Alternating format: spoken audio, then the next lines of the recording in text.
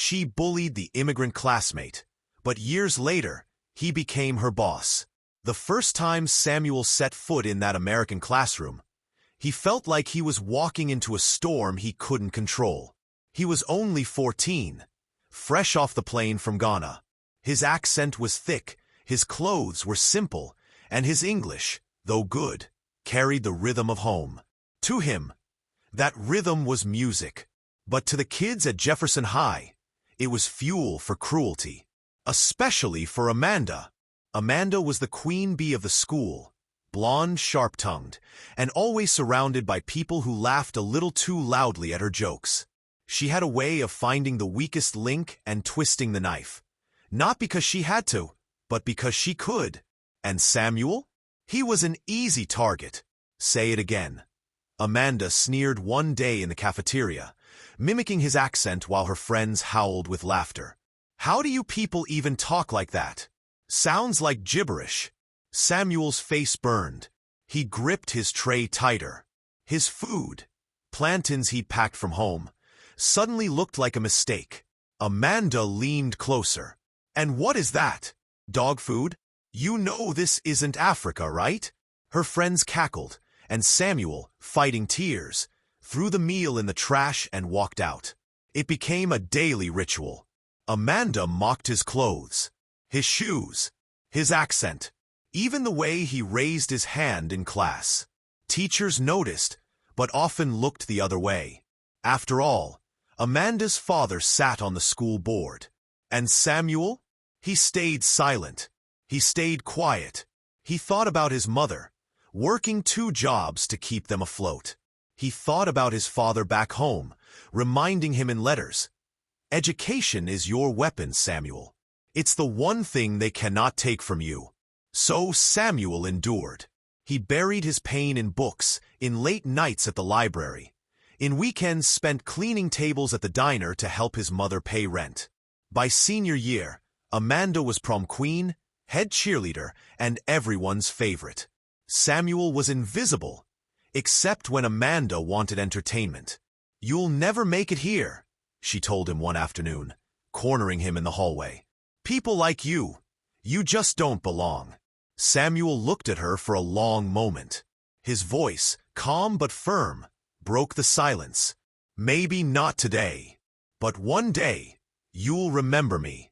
Amanda rolled her eyes and laughed, but deep down, a tiny flicker of unease passed through her. Life after high school took them in opposite directions.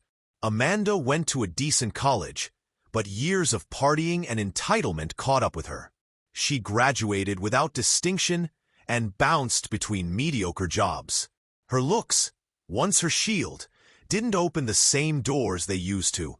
By her late 20s, she was stuck, scraping by, frustrated and bitter. Samuel, meanwhile, disappeared into the grind. He earned scholarships, studied engineering, and later pursued an MBA.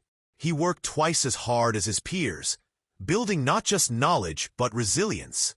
The same resilience forged in those cafeteria taunts. By 30, Samuel had founded a tech startup. His company grew fast, fueled by his discipline and vision. Investors who once overlooked him now lined up at his door. And then came the day Amanda walked into his office. Amanda, now 31, nervously adjusted her blazer in the waiting room of a sleek downtown building. She had been laid off from her last job and desperately needed this one. The company, an innovative tech firm, was hiring project managers. She was ushered into the interview room. And there he was, Samuel, but not the boy she remembered. This Samuel wore a tailored suit, confidence radiating from his every movement. His accent was still there, but it carried weight now, authority. He was no longer the boy she mocked. He was the man in charge. Amanda froze. Her throat went dry. Samuel looked up from her resume, his eyes steady, unreadable. "Amanda," he said softly, "it's been a long time." Her heart pounded. She forced a smile. "Samuel, wow, I didn't expect." He leaned back in his chair. "Neither did I." Let's begin. The interview was brutal. Not because Samuel was unfair, but because he demanded excellence. Amanda stumbled through technical questions. She tried to charm him with small talk, but his expression never shifted. At one point, she tried to laugh off a mistake. Guess I'm just having one of those blonde moments. Samuel's gaze hardened. In this company, we don't laugh off incompetence. We solve it. Amanda flushed. For the first time in her life, she felt small in front of him. After 40 minutes, Samuel closed her resume. Thank you for your time, Amanda. We'll be in touch. She left the office trembling.